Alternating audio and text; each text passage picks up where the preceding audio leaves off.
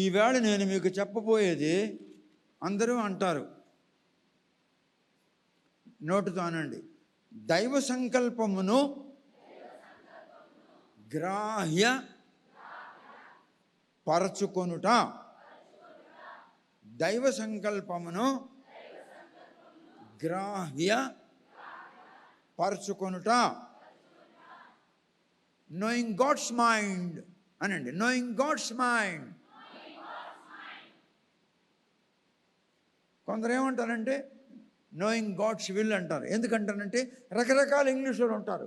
ఆఫ్రికన్సు, జర్మన్సు, England వాళ్ళు, అమెరికన్సు, south అమెరికన్సు, Indians, Indonesia, వీళ్ళంతా రకరకాల ఇంగ్లీషులు వాళ్ళు. వాళ్ళందరికీ అర్థం అవ్వాలి కనుక నోయింగ్ గాడ్స్ విల్ అన్నాడు. ఇప్పుడు నేను కొన్ని మాటలు చెప్తాను, వినండి, శ్రద్ధగా వినండి. Kindly listen me. The inhabitants of Indian Christianity have a very important question in their mind. And if so, what is that? What that question is? That is God's will. That is God's mind. What the question is? The question is God's will. The subjects of the Indian Christianity would like to know the mind of the Lord, or you can say the will of the Lord.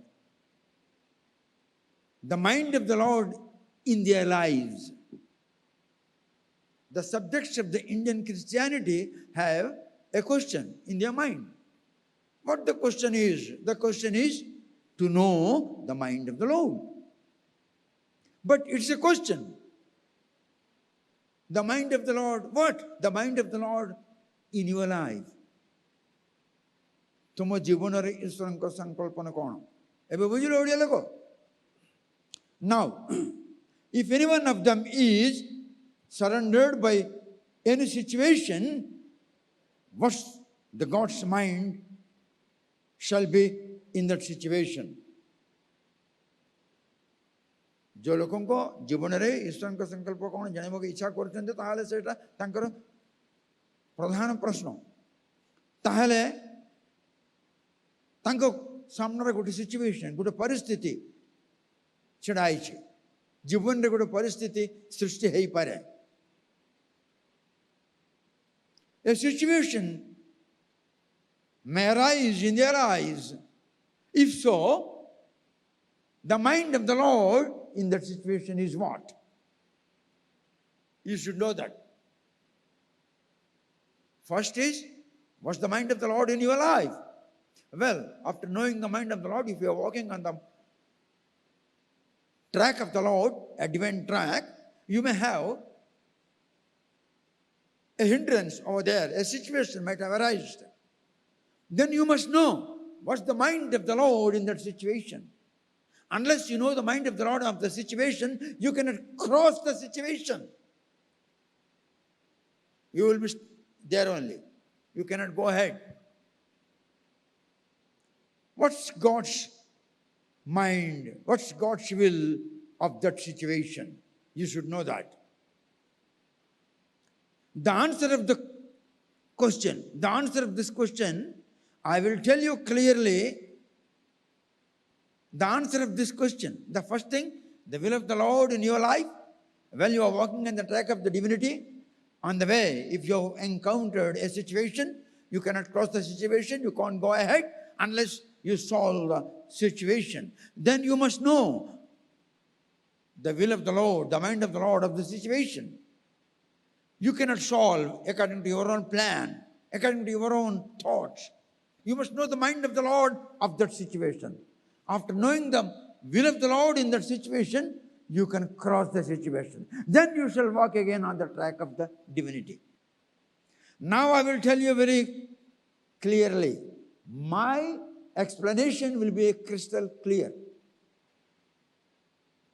Now let's read Jeremiah chapter 1, verse 4 and 5.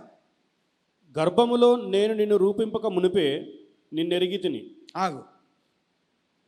Before I form thee in the belly I knew thee. ఆ తర్వాత చదువు. నీవు గర్భము నుండి బయలుపడక మునిపే నేను నిన్ను ప్రతిష్ఠించి తిని, జనములకు ప్రవక్తగా నిన్ను నియమించి తిని. దయచేసి వినండి. 5వ వచనంలో I form thee in the belly, అప్పటి నుంచి నేను I know thee when I form thee in the belly. గర్భములో నీవు రూపింపబడిన క్షణమున నేను ఎరిగితిని అన్నాడు. నీవు నీ తల్లి గర్భవతి కాకముందే నేను ఎరుగుతుండ్రా అని అంటున్నాడు. అందులో ఏం ఇంపార్టెన్స్ లేదు. అందరూ ఇదే మాట చెప్పుకుంటారు. తల్లి గర్భంలో పడకముందే, రూపింపబడకముందే నేను ఎరుగుతానన్నాడు. ఒరే, అందులో ఏం లేదు. అందులో ఇంకొకటి ఉంది. ఆ రెండిట్లో ఉందిరా. అందును బట్టి నిన్ను ఎరుగును. అందును బట్టి, ఇందుని బట్టి కాదు. ఇప్పుడు తెలుగులో చెప్తాను ఈ వాక్యం ఎలాగని. ఇంత ఇంగ్లీష్లో అందరికి చెప్పాను కదా. భారతదేశంలో ఉన్న క్రైస్తవ్యంలో ఉన్న ప్రతి స్త్రీకి, ప్రతి పురుషుడికి ఒక ప్రశ్న ఉంటుంది. ఏమిటి ఆ ప్రశ్న అనగా, దేవుని చిత్తమును తెలుసుకునుట. దేవుని చిత్తము అన్నది రాంగ్. దేవుని సంకల్పమును తెలుసుకునుట అన్నది రైట్. రాంగ్లోనే మీకు చెప్తున్నాను. భారతీయ క్రైస్తవ్యమే కాక ప్రపంచంలో ఉన్న క్రైస్తవ్యం అంతట్లో ప్రతి స్త్రీ, ప్రతి పురుషుడు కూడా దేవుని యొక్క చిత్తము ఏమిటో తెలుసుకోవాలనేటువంటి తలంపు వాళ్ళకు ఉంటుంది. కానీ దేవుని సంకల్పము అనగా దేవుని చిత్తము వాళ్ళకి తెలియదు. ప్రతి క్రైస్తవుడు, ప్రతి క్రైస్తవురాలు, ప్రపంచంలో ఉన్న క్రైస్తవ్యం మొత్తం మీద దేవుని సంకల్పం తెలుసుకోవాలని ఇష్టపడతారు, కానీ తెలుసుకోలేరు. ఎందుకు తెలుసుకోలేరు తర్వాత చెప్తాను. ఎవరైనా ఒకవేళ దేవుని యొక్క సంకల్పమును గురించి తెలుసుకోవాలి అనంటే వాళ్ళు దేవునికి అంకితమైపోవాలి. దేవునికి అంకితమైపోవాలి. ఇప్పుడు నేను నా భార్య రెబికకు అంకితమైపోయాను. సరెండర్ అవ్వాలి అంతే. ఇప్పుడు అనుకో, నా భార్య ఇంట్లో ఉంది, నేను ఒక కాలేజ్ అమ్మాయిని వెనకాల తిరుగుతాను. దానికి ఏం కావాలి? డబ్బు కావాలి, ఆస్తి కావాలి, కార్లు ఉన్నాయి, బిల్డింగ్లు ఉన్నాయి, ఎలాంటి కారు ఉంది, ఎంత బ్యాంక్ బ్యాలెన్స్ ఉంది, దానికి కావాల్సిన నగలు ఇస్తాడో లేదో ఇస్తాడు, ఓకే. ఏదో ఒక రాత్రి చిన్న నెయిల్ పాలిష్ డ్రింక్లు కల్పిస్తుంది, వీడి పని అవుట్. నేను అబద్ధం ఆడటం లేదు, నా కళ్ళుతో చూసింది చెప్తున్నాను మీకు. నువ్వు సరెండర్ అవ్వాలి. అంటే నేను మా ఆవిడకి అంటాను, నువ్వు చాలా భాగ్యవంతురాలు, ఆశీర్వదించబడిన దాను. ఎందుకంటే నేను నాకు 80 పూర్తవుతుంది రేపు 1 జూలై వస్తే. 80 ఏళ్ళ వయసులో నేను నీకు సేవ చేస్తున్నాను. అర్ధరాత్రి లేచి నీకు కాళ్ళు చాపించి నీకు ఫౌండేషన్ కొట్టు పడుకోబెట్టిస్తున్నాను. నీ రూమ్కి వచ్చి చూసి ఆక్సిజన్ బయటకు వచ్చేలా ఉందా లేదా, కిటికీ మెల్ చేసి మెష్ డోర్ పెట్టి కెట్టన్ వేసి ఏసీ ఆన్ చేసి మెల్లగా చిన్నగా నీకు బరువు లేనటువంటి గొంగళి పింగళి ఏదో అంటారు, ఆ గొంగళి కాదు, ఇట్స్ డిఫరెంట్ వన్, కంఫర్ట్ తీసుకొచ్చి ఆ మెల్ల కప్పి మళ్ళీ కలిసిపోయాక మళ్ళీ వచ్చి నిద్రపోయిందో లేదా చూసి అప్పుడు వెళ్తుంటాను. ఎందుకు?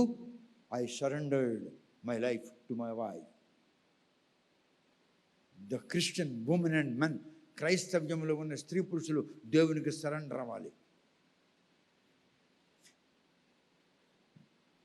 దేవునికి సరెండర్ అయినప్పుడు మాత్రమే దేవుని యొక్క మనస్సు, దేవుని యొక్క మైండ్ నీ మీద పనిచేస్తుంటుంది.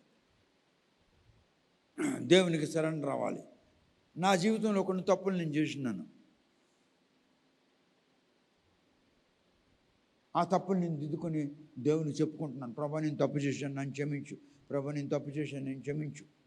ప్రభా, నేను తప్పు చేశాను, నన్ను క్షమించు. మొన్నను ఒక సెలబ్రేషన్లో వెళితే ఒక ఆయన పెద్ద బియర్ తెప్పించుకున్నాడు. ఒక ఆయన తెప్పించుకొని ఆయన సగం తాగాడు, సగం నాకు ఇస్తున్నాడు. సారీ బ్రదర్, నేను తాగకూడదు, బియర్ ఆల్కహాల్ కాదు, కానీ బియర్ తాగానంటే ఒళ్ళంతా కళ్ళంతా చల్లగా ఉంటాయి, ఎండాకాలం ఒప్పుకుంటాను, కానీ పరిశుద్ధాత్మ వెళ్ళిపోతాడు నా మీద నుండి, నేను ముట్టుకోను బ్రదర్ అని అన్నాను. ఆ బ్రదర్ నాకు ఆఫర్ చేశాడు. నేను నో బ్రదర్, ఐఎమ్ సారీ అన్నాను. అక్కడ ఎవడైనా చూశాడా? దేవదూతలు చూసారా? ప్రధాన దూతలు చూసారా? మీరు చూసారా? యేసు చూశాడా?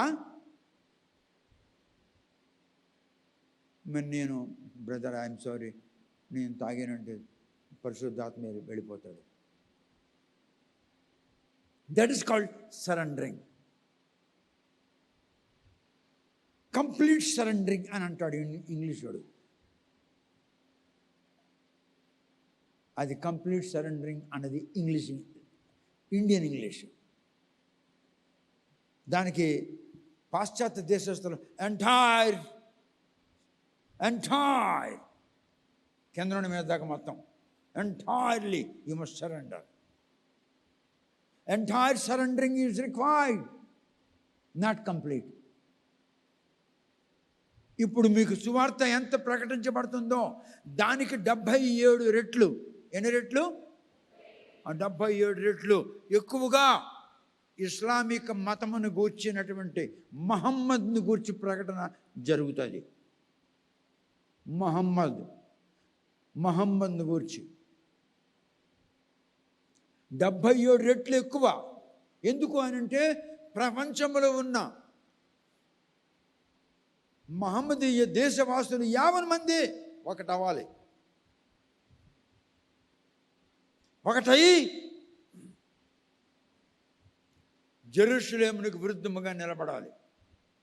అందుకనే భారతదేశంలో మహమ్మదీయులంటే, క్రైస్తవులంటే వైర్యము ప్రారంభమైంది.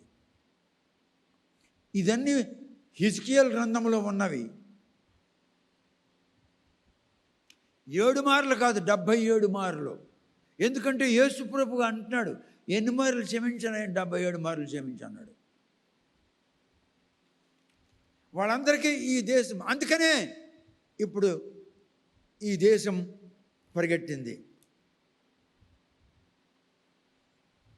నేవల్ సర్వీస్ వాళ్ళని, ఇండియన్ ఎయిర్ ఫోర్స్ సర్వీస్ వాళ్ళని, ఆర్మీ సర్వీస్ వాళ్ళని, ఏఎంసీ ఆర్మీ మెడికల్ కోర్లో ఉన్న వాళ్ళని, ఏడీసీ ఆర్మీ డెంటల్ కోర్లో ఉన్న వాళ్ళని, ఇంటెలిజెన్స్ ఆర్మీ ఇంటెలిజెన్స్ వీళ్ళందరినీ పట్టుకొని స్పెషల్ ఫ్లైట్లు వేసుకొని వెళ్ళింది. ఎక్కడికి? భూగర్భములో దూరిపోయిన ప్రజలకి సహాయం చేయడానికి. ఏంటి ఆ దేశం పేరు? టర్కీకి 2 సార్లు కొట్టాడు దెబ్బ దేవుడు. మొదటిసారి కొట్టిన దెబ్బలో 46,000 మంది కేవలం బయటకు తీశారు. ఇంకా కొన్ని వేల మంది ఉండిపోయినారు. మళ్ళీ 2వ సారి దెబ్బ కొట్టాడు. సిరియాకు ఒకసారి కొట్టాడు. ఎందుకు అనగా సిరియా దేశపు ప్రెసిడెంట్ గారు మరియు టర్కీ దేశ ప్రెసిడెంట్ గారు మరియు ఇరాన్ అంటే ఇరాన్ దేశ ప్రెసిడెంట్ గారు వీళ్ళు ఏకమై ఏమన్నారంటే, ఇజ్రాయెల్ అన్న పేరు మ్యాప్లో లేకుండా తీసేస్తాం రా అన్నారు. ఇజ్రాయెల్ ప్రెసిడెంట్కి ఏమన్నారు? మ్యాప్లో ఇజ్రాయెల్ అన్న పేరు లేకుండా చేసేస్తాం రా అని అన్నారు. దేవుడు అన్నాడు, అవురా, మ్యాప్ నేనిచ్చాను, నేనిచ్చిన మ్యాప్లో పేరు లేకుండా చేసేస్తావా అన్నాడు. అని ఊదాడు. ఊదిగాన భూమి మీద వాళ్ళు లేకుండా చేయిస్తాడు దేవుడు. I'm not against to that situation. No వాళ్ళకి ఆ సిచ్యువేషన్ రావడానికి కారణం ఏమిటో చెప్తున్నాను మీకు. If you talk like that, ఈ క్రైస్తవురాల మీద, ఆ క్రైస్తవ, ఆ పాస్టర్ మీద, ఈ పాస్టర్ మీద అట్లా మాట్లాడివంటే వాళ్ళ మీదకి వచ్చింది నీ మీదకి వస్తుంది అని చెప్తున్నాను. ఎవడికి ఏమనొద్దు. అందుకే అంటాడు దేవుడు ప్రత్యక్షమై, ఎవడికి అంటాడు? లాబానికి అంటాడు, ఏయ్ లాబాన్, చేద్దాం జాగ్రత్త, యాకోబు నీ మేనలుడి మీద మంచిగాని చెడుగాని మాట్లాడొద్దు అన్నాడు. మంచి చెప్పొద్దు, చెడు చెప్పొద్దు. మెరడుందే చాలా మంచిదయ్యండి, మెరడుందే పక్క వేసేయండి, మెరడుందే పక్క ఐడియాలు దాయండి. అలాగ రకరకాల మాటలు రకరకాల మనుషులు ఆడుతారు. మంచి ఆడుద్దు, చెడ్డ ఆడుద్దు, నోరు మూసుకూరుకో అన్నాడు. దేవుని వాక్యమునకు అనుకూలంగా నేను నడుస్తూ ఉన్నాను. నా ఎదురుకుండా ఒక పరిస్థితి వచ్చింది. పరిస్థితి రకాన ఆలోచన చేస్తాను. భార్యతో, పెద్దలతో, డీకెన్స్తో, సీనియర్ డీకెన్స్తో, సెక్రటరీతో, ప్రెసిడెంట్తో, ఈ ప్రక్కడితో, ఆ ప్రక్కడితో, ఆ చర్చ్తో, ఈ మిషనరీతో మాట్లాడి ఎదుర్కొన్నటువంటి ఆ యొక్క పరిస్థితిని నేను దాటి ముందుకెళ్తాను. That is wrong.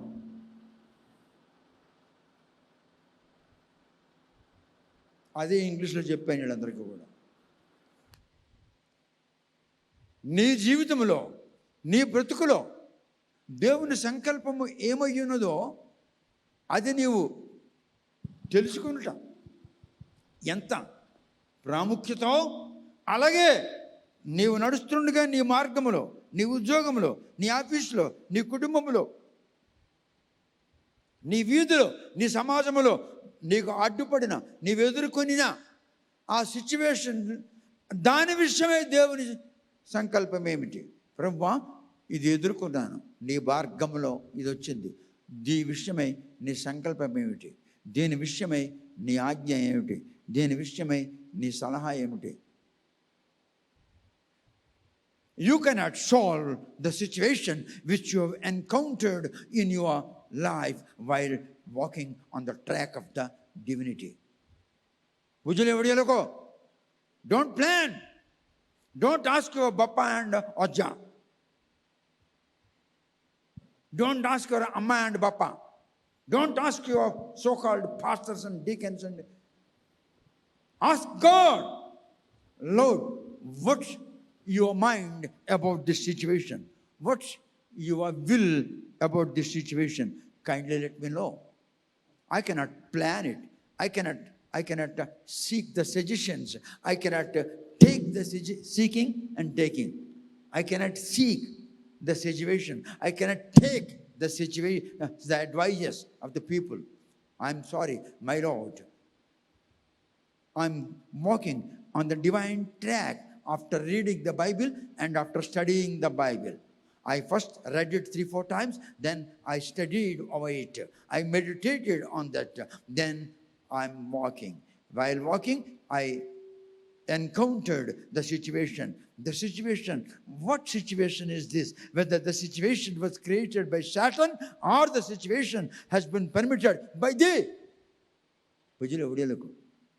Kittaboda gumbhiro. Alochana shatra achi. तुम्हारा पास्टर कौन कहबो? आलू बायगण कहबो? कौन कहबो? से तो सड़ा कैसे जाननी? मूर्खता.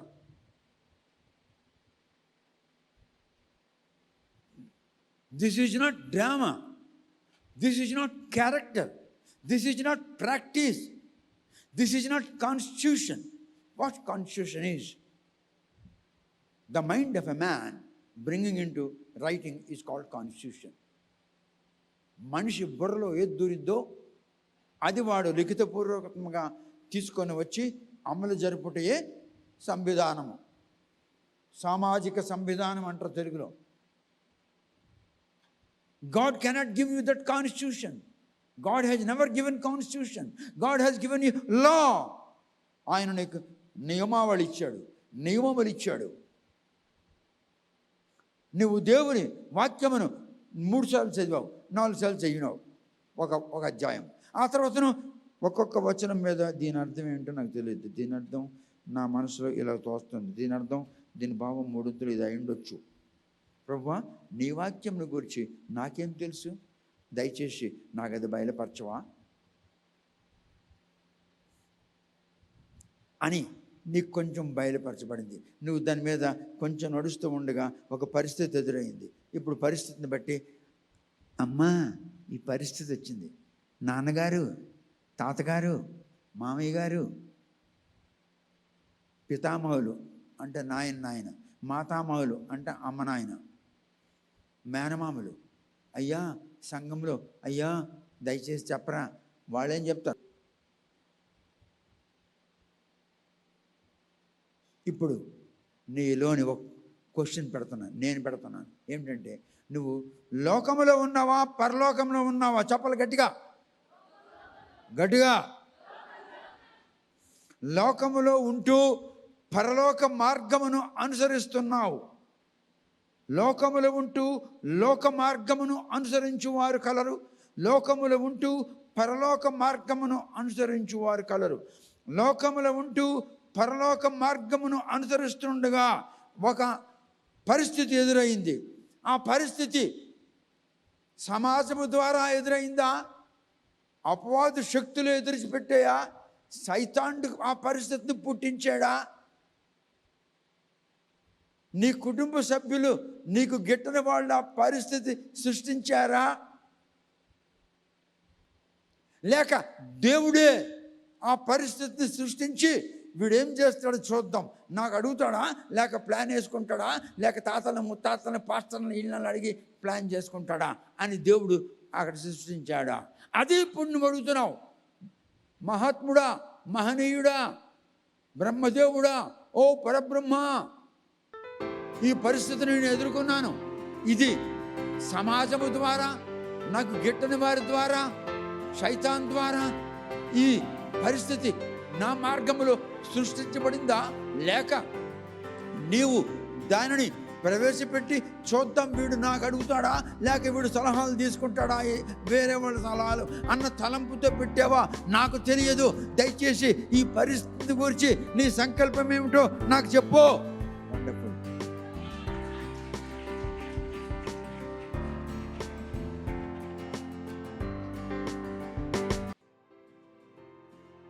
14 గ్రంథములు. మొదటి గ్రంథము ఇదిగో ప్రకటన గ్రంథము వాల్యూమ్ 1, 2004 డిసెంబర్లో దీన్ని పబ్లిష్ చేశాను, ప్రింట్ చేశాను. రెండవది ప్రకటన గ్రంథం వాల్యూమ్ 2. తర్వాతను సత్య ప్రదర్శిని అంటే సత్యమును ప్రదర్శించేది, సత్యమును రుజువు చేసేది. సత్యము, నేనే సత్యము. ఎవరన్నారు? యేసు అన్నాడు, నేనే సర్వసత్యము. సత్యము నీలోనికి ప్రవేశించినప్పుడు అది నిన్ను సర్వసత్యములోనికి కొనిపోవును అన్నాడా? మా బావి చదివి నాకు అన్నాడు, ఇంత జ్ఞానం నీకు ఎక్కడదా అన్నాడు. యేసు ప్రభు లోపల దూరాడు కనుక ఆ జ్ఞానం వచ్చిందన్నాడు. ఇక వెనక్కి చూడు, నా ఫోటో ఇదిగో. మిస్ దేవయాని ఒక జనరల్ కూతురు నీకు పెళ్లి చేసుకుంటున్నాడు, దేవుడు వద్దన్నాడు, వద్దేశాడు. మన చరిత్ర రాయాలి, రాస్తానన్నాను. నా ప్రియురాలు ప్రపంచంలో మొట్టమొదట పరమగీతం మీద రాసిన వాడు నేనే. It's not commentary, it's revolution of the song of Solomon. ఇది ఆత్మీయ అనుబంధం. ఇదిగో జననము ఒక పరిశీలన. ఇది కేవలం నా లైఫ్ హిస్టరీ. లైఫ్ హిస్టరీ వేరు, టెస్టిమనీ వేరు. ఇదిగో ఇక్కడ ఉన్నాయి. నేను విదేశాల్లో చర్చెస్లో టీచింగ్ చేస్తున్నట్టు, మాట్లాడుతున్నట్టు, పాఠాలు నేర్పిస్తున్నట్టు, బైబిల్ స్టడీ తీసుకుంటున్నాడు. ఇదిగో మా అమ్మగారు. నీ జీవితంలో దైవ ప్రణాళిక, నీ జీవితంలో, ప్రతి మనిషి జీవితంలో, ప్రతి స్త్రీ జీవితంలో దేవుడు ఒక ప్రణాళిక వేసి ఉన్నాడు. ఆ ప్రణాళిక నెరవేరుతుందా లేదా? యుద్ధ నైపుణ్యుడు. జాషువ గ్రంథంలో ఎన్ని అధ్యాయాలు ఉన్నాయో అన్ని అధ్యాయాలు ఇందులో ఉన్నాయి. 13వ అధ్యాయం అర్థం కాలేదు, ఇక్కడ 13వ అధ్యాయం చదువు. 9వ అధ్యాయం అర్థం కాలేదు, ఇక్కడ 9వ అధ్యాయం చదువు. జాషువ గ్రంథంలో ఒక్కొక్క అధ్యాయం మీద ఒక్కొక్క రెవల్యూషన్ రాసి ఉంది. ఇదిగో దాని పేరు యుద్ధ నైపుణ్యుడు అని పేరు పెట్టారు. ఇదిగో పరిశుద్ధాత్మాభిషేకం. ఇది మొదటి ముద్రణ 2002లో ముద్రించాను. 2002లో, మళ్ళీ 2004లో 10,000 20,000 పుస్తకాలు. చెర నుండి విడుదల అంటే నేను జైలు నుంచి విడుదల కాదు. చెర అంటే ఏమిటి, విడుదల అంటే ఏమిటి? మనుషులు చెరలో ఉన్నారు, విడుదల కావాలి. ఏమంటున్నాడు? I'm the redeemer. ఏమన్నాడు? నేను విమోచించేవాడిను, అది చెరలో ఉన్న మిమ్మల్ని విడుదల కలిగిస్తున్నాను అన్న దాని మీద ఈ టాపిక్ రాశాను. రిజర్వ్స్ని పార్ట్ 2. ఇది చాలా కాస్ట్లీ ఈ పుస్తకం. ఇది 7,000 రూపాయలు. ఇది కావాలని వాళ్ళు 7,000 పంపించండి. దీనిలో నో కన్సెషన్, వాటన్నిటికీ కన్సెషన్ ఉంది. హాఫ్ రేట్కి ఇస్తాను. ప్రతి పుస్తకం 1,000 రూపాయలు, 500కి ఇస్తాను. ఇది రిజర్వ్స్ని పార్ట్ 1. ఇది 10,000. ఇది అది 7,000, ఇది 10,000 తగ్గింది. ఒకేసారి పుస్తకాలను తెప్పించుకుంటే 500 రూపాయల రేట్లో ఇస్తాను. ఒక్కొక్క పుస్తకం తెప్పించుకుంటే 800. ఒకేసారి పుస్తకాలన్నీ కావాలి అంటే ఒక్కొక్క పుస్తకం 500. ఈ రెండు తప్ప. ఇది 7,000, ఇది 10,000. ఇంకొక బుక్ ఉంది, బైండింగ్ నెంబర్ 1 అండ్ నెంబర్ 2 రెండు బైండింగ్లు చేస్తున్నాను. దీని పేరు విజయజ్యోతి. మొత్తం 14 గ్రంథములు. పరిశుద్ధాత్ముడు వచ్చాడు నా మీదకి, నాలోనికి వచ్చి నా నాలుకను, నా పెదవులను స్పర్శించాడు. ఇలా చెప్పంటే అలా చెప్పాను. అది కాదు, ఇదే అన్నాడు. ఆ విధంగా చేయించాడు, ఆ విధంగా రాయించాడు. ఇదిగో ఈ బుక్స్ అన్నీ మీ దగ్గర ఉన్నాయి. బుక్స్ అన్నీ కావాలనుకుంటే ఒక్కొక్కటి 500 రూపాయల చొప్పున ఇస్తాను. ఒక్కొక్క బుక్ కావాలంటే 800 రూపాయలు ఇస్తాను. ఆ 2 పుస్తకాలకి నో కన్సెషన్, 10,000, 7,000.